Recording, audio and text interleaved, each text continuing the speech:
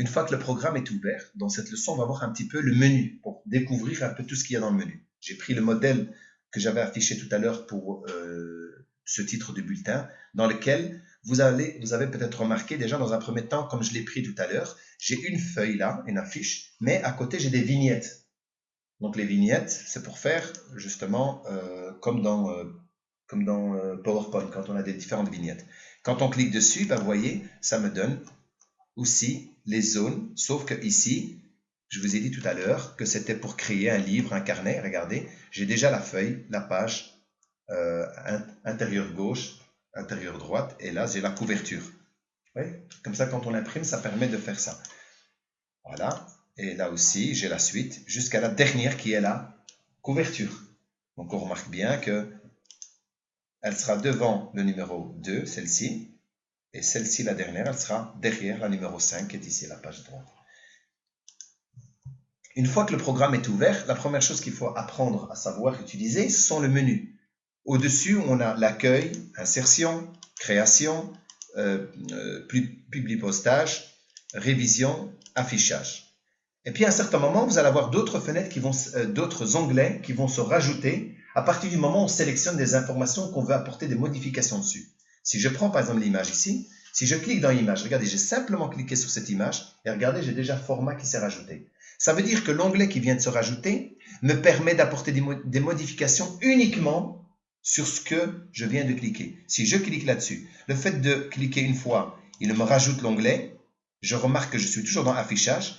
Si je clique dans format, il me donne le format de tout ce que je peux apporter comme modification sur cette affiche. Et si maintenant je suis dans accueil, je clique ailleurs, je viens redupliquer dans la fiche, eh bien automatiquement mon onglet format se met en avant-plan, puisque le fait d'avoir fait un double clic, pas un clic mais un double clic, me met en avant l'onglet format pour apporter des modifications sur cette image. Donc si je m'attarde sur cette image-là, je peux voir un peu tout ce qu'il y a comme modification. Là forcément je vous invite à aller plus loin que ce que je vais vous montrer, parce que si je montre toutes les étapes de toutes les modifications possibles, ça prendrait trop de temps. Mais je vous montre quelques manipulations. Je suis dans format et comme je travaille sur l'image, je vais ici, je peux cliquer sur image et il y a une petite boule ici qui permet de prendre soit un fichier parcourir, c'est-à-dire de mon ordinateur, ou bien je vais sur internet et je marque par exemple voiture. Et il va me donner des modèles, il faut être connecté bien sûr sur internet, voiture. C'est-à-dire, c'est moins fatigant. Je trouve vite l'information que dans l'ordinateur, il faut peut-être au préalable les avoir enregistrés, les avoir mis dans un dossier à l'avance. Là, vous pouvez travailler vraiment au fur et à mesure. Si vous mettez maison, ben vous allez avoir recherche des maisons et vous choisissez ce que vous voulez directement. Dessin pour enfants, ou que sais-je, dessin pour enfants. Vous tapez comme vous voulez, puis ça vous donne des informations que vous avez besoin. Et donc, le fait de cliquer ici, et puis d'insérer, ben, l'image vient se placer. C'est très facile pour vous de créer un atelier vite fait. Voilà, l'image, elle est là. Et après, bien sûr, il y a les modifications. Comment modifier? Ceux qui ont déjà fait du Word, ben, ils ont déjà manipulé. Si vous le prenez dans le coin, vous allez remarquer qu'elle se fait de manière proportionnelle, là. La taille, le fait de diminuer la taille. Mais si je la prends sur le côté, gauche ou en haut, ou à droite ou en bas, malheureusement, elle va se déformer. La photo va se déformer. Donc, pour que vous gardez une proportion de la taille, de hauteur et largeur, vous devez la prendre dans un coin.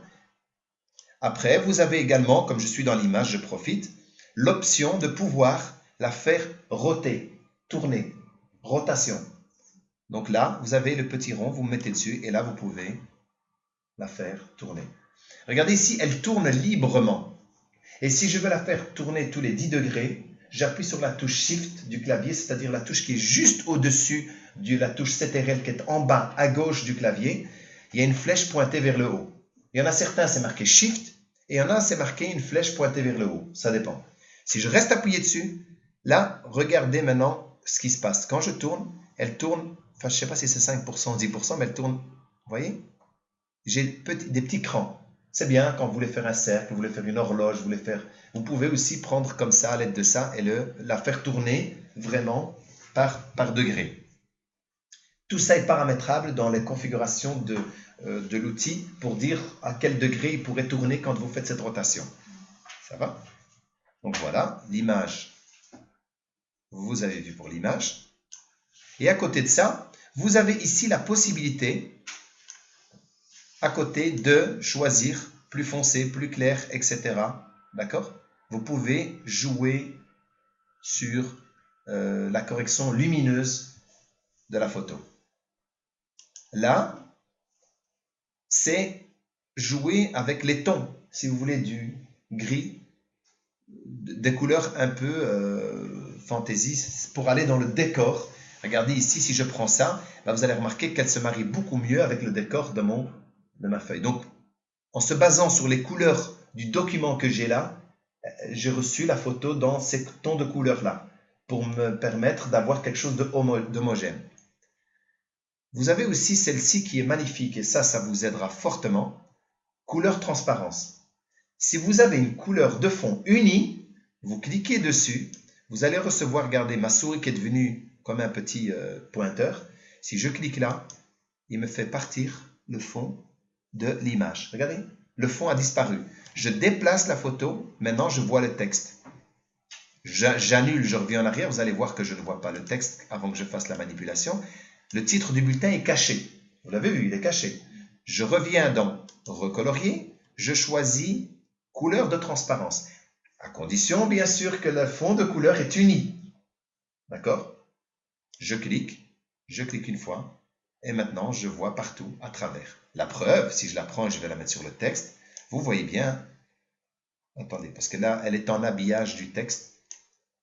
Oui. Ici, pourquoi? Vous avez vu, elle a poussé mon texte parce que j'ai ici l'habillage. Désolé d'aller plus loin, mais c'était pour vous permettre de voir que le texte est devant. Vous devez mettre ici, par exemple, devant. Attendez, rapprocher. Au travers. Ça, c'est au travers. En haut. Hop, rapprocher. Mais il faut devant le texte. Elle est où? Elle est où? Aligner au texte. Tiens, on n'a pas l'option là. Aucun. Voilà, aucun. Ici, c'est aucun. Là, regardez, qu'est-ce qu'on fait? On voit tout ce qu'il y a derrière. Allez, si je la mets ici devant le PC, je peux aussi décider que, comme je suis toujours dans le format, vous avez vu, je suis dans le format, je voudrais que le petit bonhomme vert soit derrière le PC, cette image PC soit devant et cela soit à l'arrière. Eh bien, je peux aller travailler avec ceci, je fais recul, elle est derrière. C'est cette image qui vient en premier plan. Si vous avez ce type de problème avec les images, c'est à vous d'aller reculer ou avancer. Je recule celle-ci. Vous pouvez superposer les photos comme vous avez envie de les faire. Vous aurez pu prendre des petites languettes de couleurs et vous voulez venir les superposer pour qu'elles soient l'une en dessous de l'autre comme ça, pour faire un genre de éventail, oui, genre d'éventail, mais pour permettre d'avoir les couleurs dans l'ordre que vous voulez. Il y en a une qui cache l'autre, eh bien c'est une possibilité. À vous de choisir celle qui vient devant celle que vous voulez, d'accord? Mais vous avez vu, je suis que dans le format, donc n'ayez vraiment pas peur de toucher tout ce que vous avez dans le format.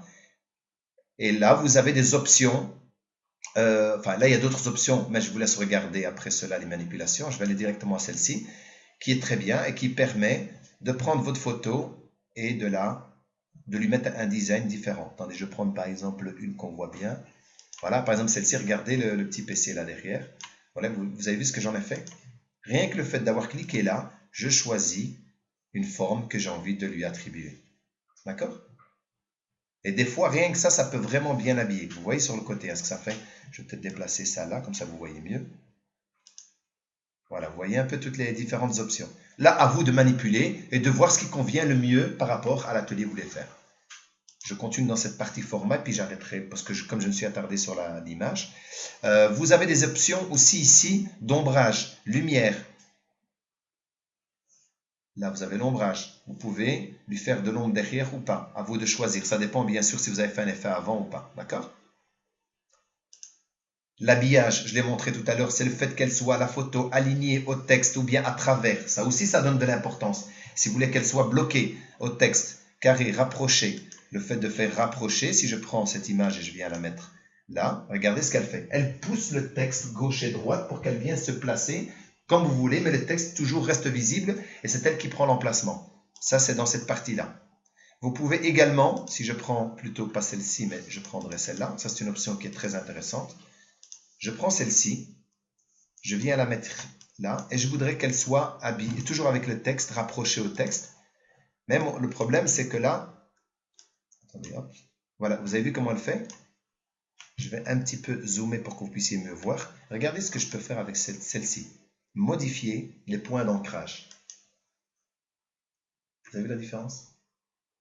Elle est venue contourer tout le dessin, le texte vient habiller la photo. Ça peut être extraordinaire. Bien sûr, ici, elle n'est peut-être pas adaptée, mais là, regardez si j'avance, le texte vient, tourne et tourne autour.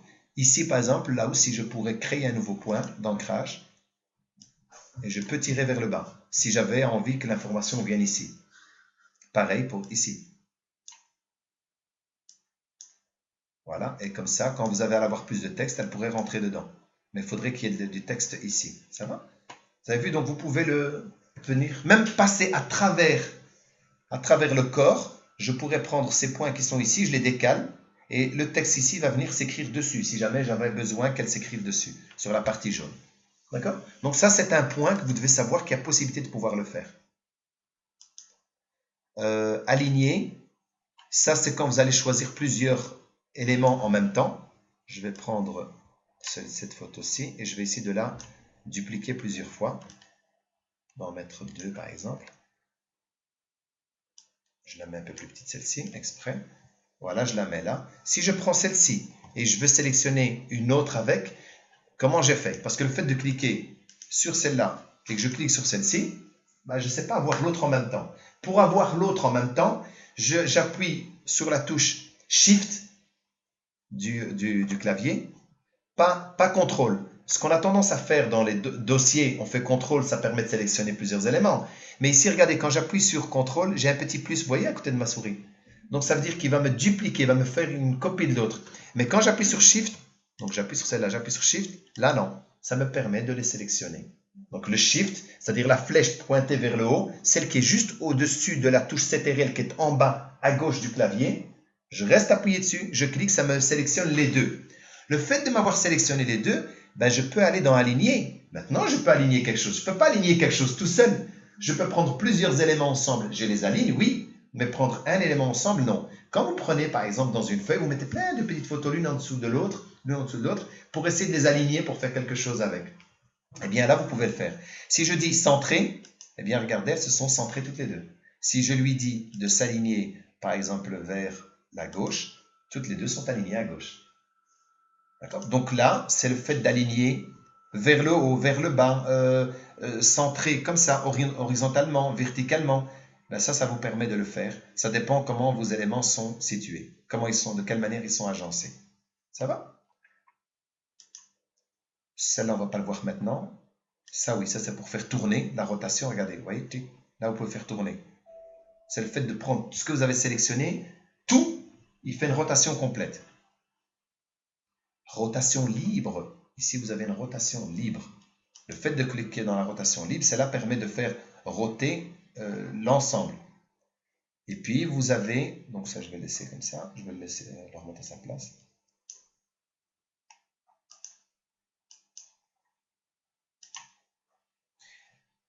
Qu'est-ce que vous avez d'autre comme option?